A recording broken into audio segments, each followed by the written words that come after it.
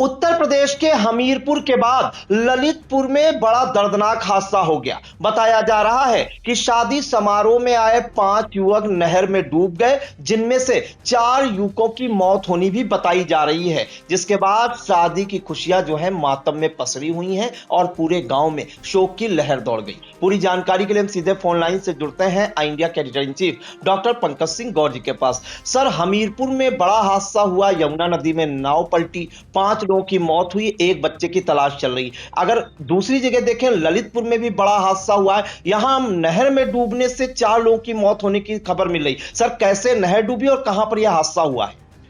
बिल्कुल प्रांशु, हादसों का उत्तर प्रदेश ये कहना गलत नहीं होगा, क्योंकि ललितपुर में भी एक हादसा ऐसा आया है जो शायद ताउम्र परिजनों को कभी न भूले।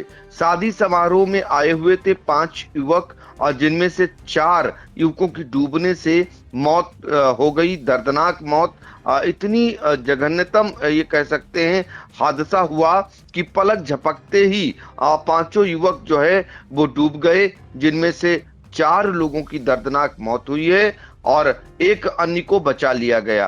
फिलहाल ये शादी समारोह में शामिल होने के लिए आए थे और इसी दौरान एक का पैर फिसल गया और वह नहर में डूबने लगा, जिसे बचाने के लिए बाकी चारों भी नहर में कूद गए और एक एक कर जान गंवाते चले गए।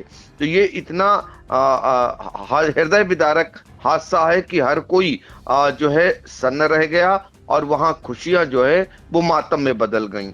ताल बेहड़ कोतवाली अंतर्गत ये शादी समारोह में आए हुए थे सभी युवक, और जिनमें से ये बताया जा रहा है कि सभी मध्य प्रदेश के प्राणपुर से अपनी रिश्तेदारी में हर्षपुर, यानी जो हर्षपुर है ये उत्तर प्रदेश के जो है ललितपुर में पड़ता है, यहाँ आए थे और यहाँ डूबने से इन सभी की मौत हो गई।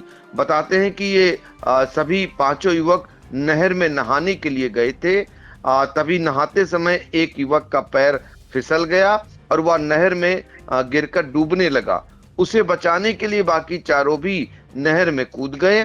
इस दौरान सभी जब डूबने लगे तो कुल मिलाकर के स्थानीय लोगों की मदद से बताते हैं कि इनको निकाला गया, लेकिन तब तक 4 लोगों की जान जा चुकी थी।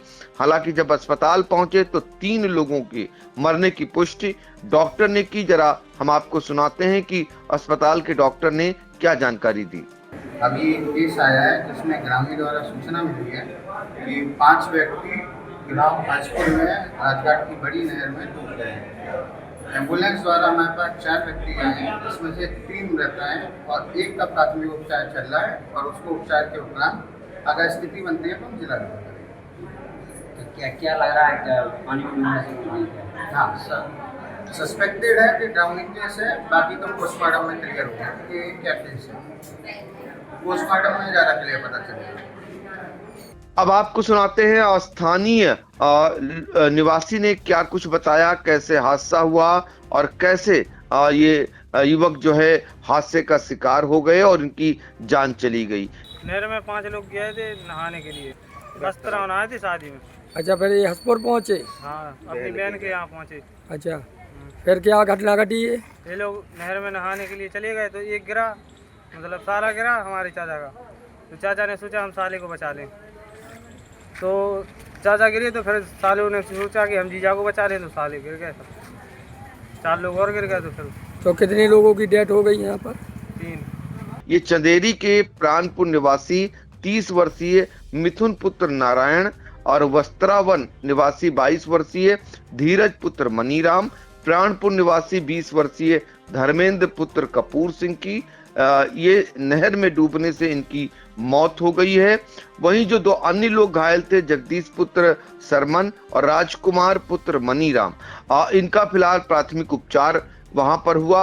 इनमें से एक और की मौत होने की जानकारी मिल रही है। तो कुल मिलाकर 4 युवकों की मौत हो गई है, जिससे इलाके में मातम पसर गया है और यहाँ पर एक का इलाज अभी चल रहा है।